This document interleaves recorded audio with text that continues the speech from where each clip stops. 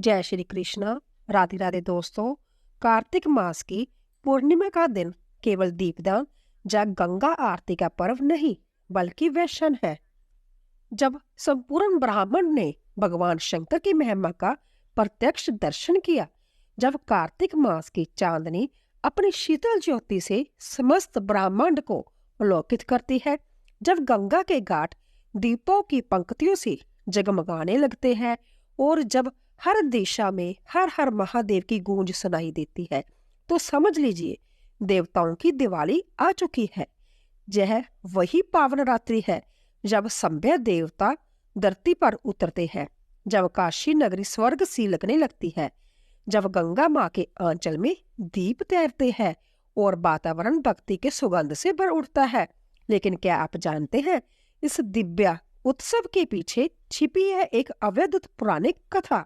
वह कथा जब भगवान भोलेनाथ ने अधर्म का नाश किया और तीनों लोकों में धर्म का दीप प्रज्वलित किया।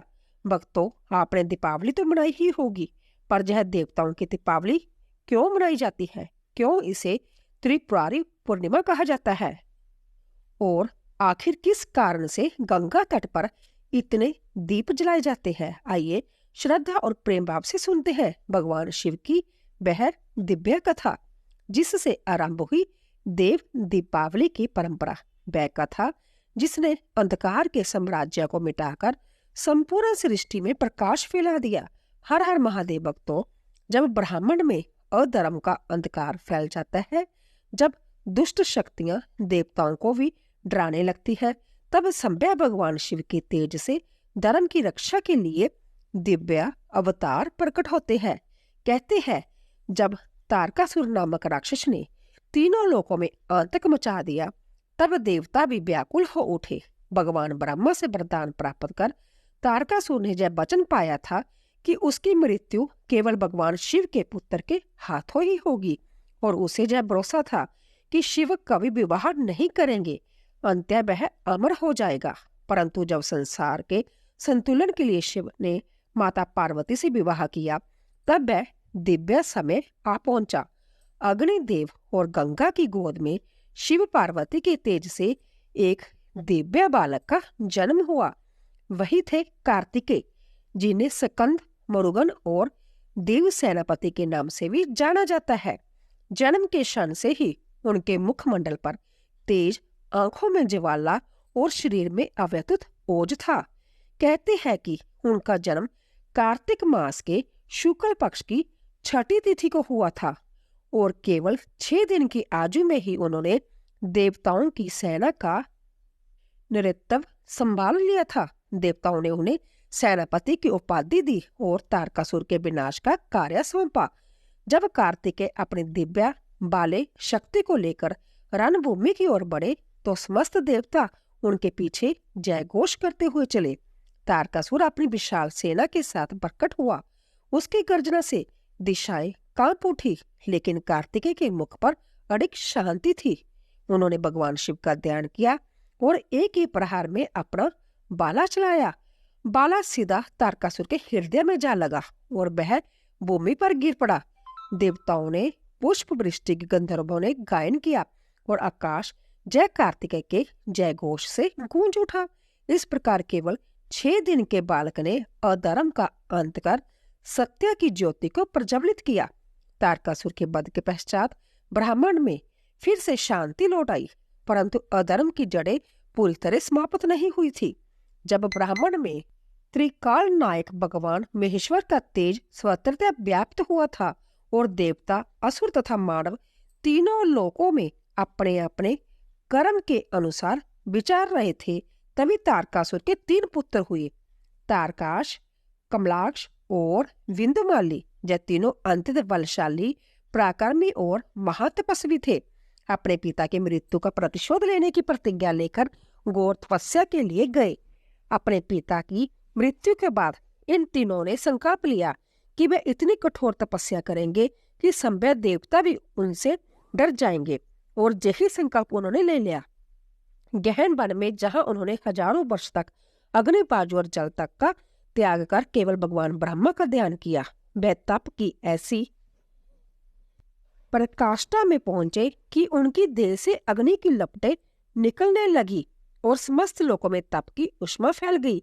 देवगण घबरा उठे। इंद्र, वरुण, अग्नि, कुबेर और संभ्या विष्णु भगवान तक उनके तप से विचलित हो गए। अंत्य सभी देवता ब्रह्मा लोक पहुंचे और प्रार्थना की, हे जगत पिता ब्रह्मा, इस दानव पुत्रों की तपस्या से त्रिलोक्य जल रहा है। अब आप इन्हें दर्शन दे, अन्यथा सृष्टि नष्ट हो जाएगी। देवताओं की विनती सुनकर ब्रह्मा जी प्रसन्न हुए और त्रिपुरासुर के पुत्रों के सम्मुख प्रकट हुए। अपने कमल आसन से उठकर उन्होंने कहा, वत्स, मैं तुमसे अत्यंत प्रसन्न हूँ, वर मांगो। ब्रह्मा जी के दर्शन से तीनों दैत्य झुककर बोले, प्रभु, हमें ऐसा वरदान दो कि हमें कोई देव, दानव, यक्ष, गंधर्व जा कोई भी प्राणी मार न सके।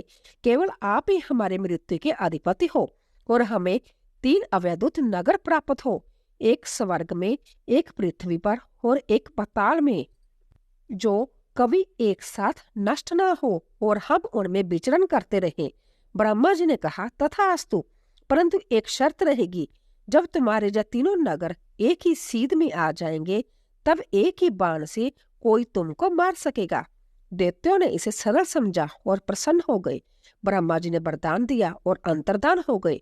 अब मायासुर ने अपने दिव्य ज्ञान से 3 नगर रचे, एक स्वर्ण का जो स्वर्ग में था, दूसरा रजत चांदी का जो आकाश में था और तीसरा लोहे का जो पृथ्वी पर था। इन 3 नगरों में दैत्यों ने ऐसा वैभव रचा जो देवताओं के स्वर्ग से भी सुंदर था। वहां रत्नों की नदियां बहती थी, पुष्पों की वर्षा होती थी और सब और सुख समृद्धि थी। 3 असुर वायु ने उन नगरों का नाम रखा त्रिपुरासुर। अब 3 लोकों में अपनी प्रभुता का विस्तार करने लगे। उन्होंने जगों को भंग किया, ऋषियों की तपस्या में विघ्न डाला और धर्म की मार्ग को नष्ट करना शुरू कर दिया। देवता उनके अत्याचारों से व्याकुल होकर पुण्य भगवान विष्णु के पास पहुंचे।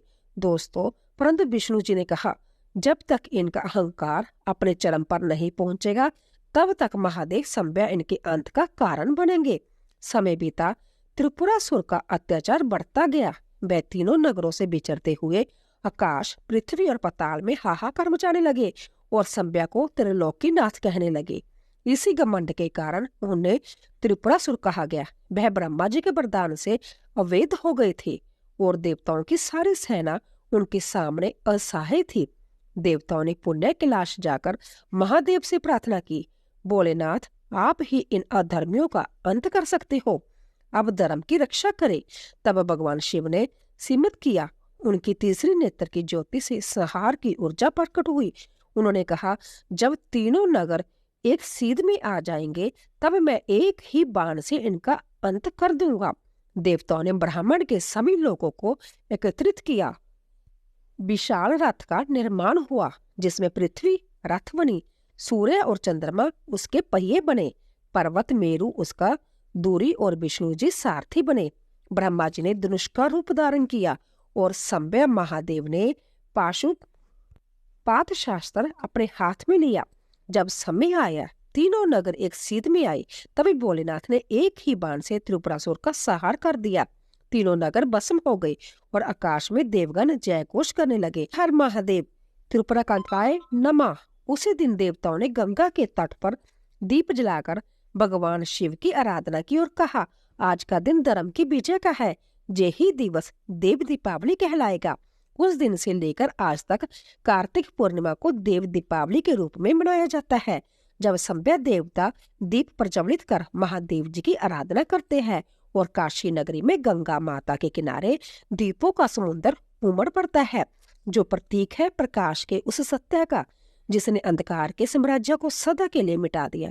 भक्तों, जब भगवान शंकर ने त्रिपुरासुर का वध कर धर्म की स्थापना की, तो यह केवल राक्षसों पर विजय नहीं थी, बल्कि अंधकार पर प्रकाश, अधर्म पर धर्म और अहंकार पर विनम्रता की विजय थी। त्रिपुरासुर के वध के बाद देवता अत्यंत प्रसन्न हुए। उन्होंने भगवान शिव के चरणों में सिर झुकाकर कहा, हे महादेव, आपने संसार को व्यय से मुक्त किया है। अब हम आपके सम्मान में दीप प्रज्वलित करेंगे। तब समस्त देवता, देवीगण और ऋषि मुनि भगवान शिव की नगरी काशी में इकट्ठे हुए। भगवान विष्णु ने कहा, यह दिन सदा स्मरणीय रहेगा। जब जब कार्तिक मास की पूर्णिमा आएगी तब तब देवता दीप जलाकर भगवान शिव का अभिनंदन करेंगे। यही होगा देव दीपावली। उस रात गंगा के घाटों पर अनगिनत दीप जलाए जाएंगे। ऐसा प्रतीत हो रहा था जैसे संध्या गंगा माँ की लहरें ज्योति का हार पहन चुकी हो। दिव्य संगीत, शंखनाद और घंटियों की ध्वनि से संपूर्ण वाराणसी गूंज उठा। देवताओं ने नृत्य किया, अप्सराओं ने पुष्प वर्षा की और स्वर्ग लोक तक शिव नाम की गूंज फैल गई। उस दिन से यह परंपरा आज तक चली आ रही है। कार्तिक पूर्णिमा की रात्रि में जब लाखों दीप गंगा तट पर जलते हैं तो कहा जाता है कि स्वर्ग के देवता संध्या पृथ्वी पर आकर दीपदान करते हैं। इसीलिए इसे देवों की दिवाली कहा जाता है। भक्तों, वाराणसी में इस दिन का दृश्य अत्यंत अद्भुत होता है। 80 घाट से लेकर राजघाट तक गंगा तट पर दीपों की पंक्तियां जगमगाती है। ऐसा लगता है मानो स्वर्ग उतर आया हो। गंगा की धारा में तैरते दीप भक्तों की आस्था के प्रतीक बनकर बहते जाते हैं। लोग इस दिन ब्रह्म मुहूर्त में गंगा स्नान करते हैं। ऐसा माना जाता है कि कार्तिक पूर्णिमा का स्नान सभी पापों का नाश करता है। जो व्यक्ति इस दिन गंगा स्नान, दीपदान और दान करता है उसे अनंत पुण्य की प्राप्ति होती है। शास्त्रों में कहा गया है, कार्तिक पूर्णिमा के दिन किया गया स्नान, दान और तपस्या अन्य सभी कर्मों से अधिक फलदायी होता है। इस दिन घर घर में दीपक जलाए जाते हैं।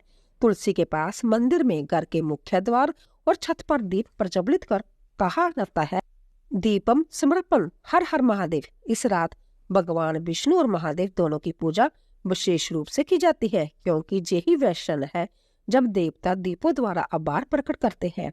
गंगा आरती का दृश्य इस दिन अत्यंत मोहक होता है। सैकड़ों पंडित एक साथ दीपमालाएं लेकर गंगा माँ की आरती करते हैं और वातावरण में भक्ति संगीत और शिव नाम की गूंज फैल जाती है। लोग कहते हैं जो व्यक्ति इस दिन गंगा तट पर दीपदान करता है उसे अगले जन्म में स्वर्ग लोक की प्राप्ति होती है। घर में भी घी के दीपक जलाकर लक्ष्मी नारायण, महादेव और तुलसी माता की पूजा करने का विधान है। इस दिन मांसाहार, लहसुन, प्याज और तामसिक भोजन वर्जित माना गया है। सात्विक भोजन करें, दान दे और भगवान का स्मरण करें। भक्तजन 108 या 365 दीप जलाते हैं। 365 दीप वर्ष भर के सभी दिनों के पुण्य का प्रतीक है। जो इस दिन एक दीप भी श्रद्धा से जलाता है उसे भगवान शिव का आशीर्वाद प्राप्त होता है। इस प्रकार देव दीपावली केवल प्रकाश का पर्व नहीं बल्कि अंधकार पर प्रकाश की विजय, अधर्म पर धर्म की विजय और अहंकार पर विनम्रता की विजय का प्रतीक है। कार्तिका पूर्णिमा की जय देव दीपावली हमें सिखाती है कि जब जब अधर्म बढ़ेगा तब तब महादेव जैसे त्रिपुरारी प्रकट होंगे और संसार को पुण्य धर्म के मार्ग पर लाएंगे। देव दीपावली हमें यही स्मरण कराती है कि जब भी जीवन में अंधकार बढ़े, जब भी अन्याय का बल प्रबल लगे, तब भगवान शिव की तरह हमें भी अपने भीतर के प्रकाश को प्रज्वलित करना चाहिए, क्योंकि हर दीपक केवल तेल और बाती का नहीं होता, वह विश्वास और भक्ति का भी होता है। जब हम दीप जलाते हैं तो हम केवल अपने घर को नहीं बल्कि अपने मन को प्रकाशित करते हैं। इस दिन गंगा स्नान, दीपदान और शिव पूजन का अर्थ यही है कि हम अपने जीवन के अंधकार को भक्ति के प्रकाश से भर दे। काशी नगरी में जब करोड़ों दीप एक साथ जलते हैं तो ऐसा प्रतीत होता है मानो संभव देवता धरती पर उतर आए हैं। वही दृश्य हर भक्त के हृदय में भी तब जगमगाता है जब वह श्रद्धा से कहता है, हर हर महादेव। भगवान शिव का आशीर्वाद आप सभी पर सदा बना रहे। जो भक्त इस रात्रि को दीपदान करता है उसके जीवन में अंधकार सदा के लिए मिट जाता है और ज्ञान, समृद्धि व आनंद का प्रकाश फैल जाता है। वही आपको सच्ची देव दीपावली की अनुभूति होगी। हर हर महादेव। जय त्रिपुरारी शिव शंकर भगवान की जय है। भक्तों, जय वही दिन है जब अंधकार पर प्रकाश की विजय हुई, जब भगवान शिव ने अधर्म की जड़ को समाप्त किया। कहते हैं इस दिन यदि कोई भक्त गंगा में स्नान कर दीपदान करेगा तो उसके सारे पाप नष्ट हो जाएंगे और वह भगवान शिव के बेकुंठ तुल्य लोक को प्राप्त होगा। वाराणसी के घाटों पर जब लाखों दीप जलते हैं तो ऐसा लगता है जैसे संभव देवता आकाश से उतरकर दीपों के माध्यम से भगवान शिव का जयगान कर रहे हो। इसीलिए कहा गया है, जहाँ जहाँ दीप जलता है वहाँ वहाँ शिव संभव विराजते हैं। इसीलिए भक्तों, कार्तिक पूर्णिमा की रात को आप दीप अवश्य जलाएं। तो एक दीप अपने भीतर के शिव के नाम को भी जलाना, क्योंकि वही दीप आपके मन के अंधकार को मिटाएगा। तो आइए भक्तों, इस कार्तिक पूर्णिमा पर श्रद्धा की दीप जलाएं और भगवान त्रिपुरारी से प्रार्थना करें कि जैसे उन्होंने त्रिपुरासुर के अंधकार को मिटाया, वैसे ही वह हमारे जीवन के दुख, अज्ञान और भ्रम के तम को भी नष्ट करे। हर हर महादेव। दोस्तों, आशा करती हूँ कि आपको हमारी कथा अवश्य पसंद आई होगी। प्लीज जाने से पहले चैनल को सब्सक्राइब कीजिए, लाइक कीजिए और ज्यादा से ज्यादा शेयर कीजिए। और जाने से पहले कमेंट बॉक्स में हर हर महादेव अवश्य लिखिए। आप सभी का धन्यवाद।